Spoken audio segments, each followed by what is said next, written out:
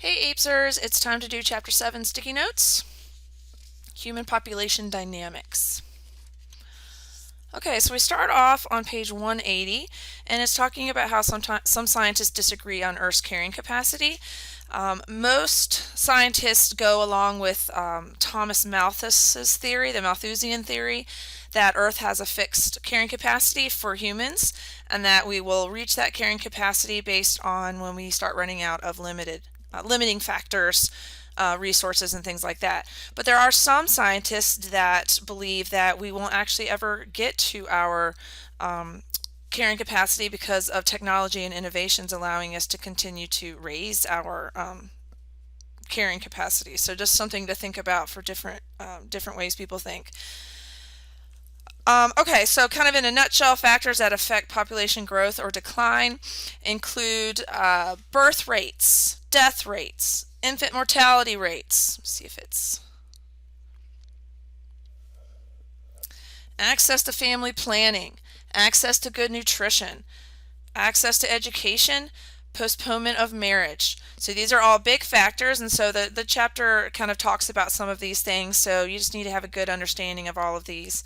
Population growth is also affected by both density independent and density dependent factors, which was covered in chapter 6, and so I just wanted to make sure that you are able to reference those on page 153.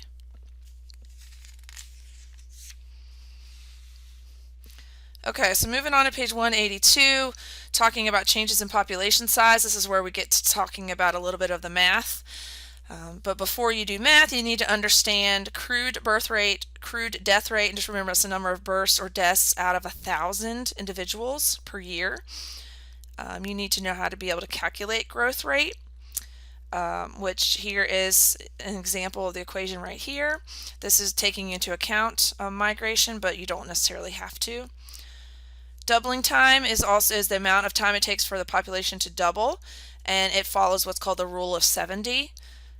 And that means you take 70 and divide it by the growth rate, and that gives you the rough estimate of how long it will take for that population to double. So make sure that you understand how to do these math equations and kind of figure these out. Okay, so then moving over to talk about total fertility. Total fertility rate, or TFR, is the average number of children that each woman in a population will bear in her childbearing years. And this is affected by lots of things: the age that females have their first child, educational opportunities for females, access to family planning, government acts and policies. So TFR is affected by a lot of things, and what you'll notice is that the average TFR in the United States is 2.1, and so if you have anything less 2.1 or less, then you're a developed country. If your total fertility rate, and again, that's the number of children per like a woman's childbearing lifetime, so 2.1 children. If you have a total fertility rate that's equal to 2.1, that would mean you have a stable population where it's not growing or declining. And then if your TFR is greater than 2.1, then you are typically a developing country, which means they're having a lot more children. Okay, so for TFR if TFR equals replacement level fertility is the amount of births required to offset the number of deaths. So typically it's just a little bit over 2. If total fertility rate equals replacement level, then you've got a stable population. So you don't have any more than you have being born than dying. Okay, so life expectancy is important as well. That's just the amount of time a person is expected to live, and that differs in different types of countries. Then we'll look at infant mortality on page 184. Infant mortality rates is the number of deaths of children under 1 year of age, and this is affected by mothers' access to good health care and nutrition. So you notice that a lot of things so far are affected by the females' access to different things. And you would expect infant mortality rates to be higher in developing countries. They typically have more children. They have a higher total fertility rate and higher infant mortality rates. So because the infants die kind of at a higher percentage, they tend to have more. Okay, and then this talks about aging and disease and just the effect of HIV and different diseases, so just kind of have a good idea of that. All right, then let's talk about age structure diagrams. Age structure diagrams are diagrams that are used to interpret population growth rates, and it's based on shape. So when you look at the shape, it can tell you a lot about what's happening, how that population is growing. What you'll notice is that a rapidly growing population has higher proportion of younger people. And so I'll show you on the next page what that will look like. So on page 186, it shows you some examples. Here are kind of the three major examples and what their age structure diagrams would look like. For a rapidly growing population, it looks more like a pyramid, where you've got a high population of the younger, of the younger ages. Stable growth would be kind of almost of an equal across the ages. And declining population growth, you're going to see less at the bottom, which means less younger people, and more at the top. So more people are going to be dying, less people are going to be entering their reproductive years. Age structure diagrams, another term that you need to kind of understand is called population momentum. And this explains why a population will continue to grow even if like the fertility rate has decreased. So even if you're like, okay, well they've stopped having children, in that country, but it still takes time because it takes time for actions to catch up with the growing population.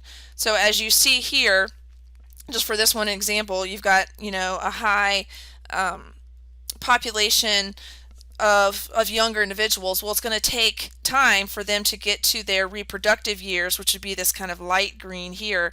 So as the time goes through, then eventually when they get to reproductive age, then it's going to be still a lot and a high population until as it goes its way through. So population momentum just shows that it just doesn't show effects immediately if you're trying to lower the population. Okay, so then it kind of talks about migration, and growth rate can change based on migration, obviously immigration and emigration, so in and out. But we won't get into like really, that in specifics. But so do understand that migration can lead to environmental issues like crowded, unsanitary conditions, refugee camps, shortages of food and water. Okay, then we're going to talk about the demographic transition model. This is when a country transitions from high to low birth and death rates as development occurs, and this country moves from pre-industrial to an industrialized economic system. So it's kind of the path that a country takes as it becomes economically developed. So this is the demographic transition model showing the 4 phases. And so this is something that you need to be very familiar with. So then it goes into the details about each phase. Phase 1 is called the pre-industrial.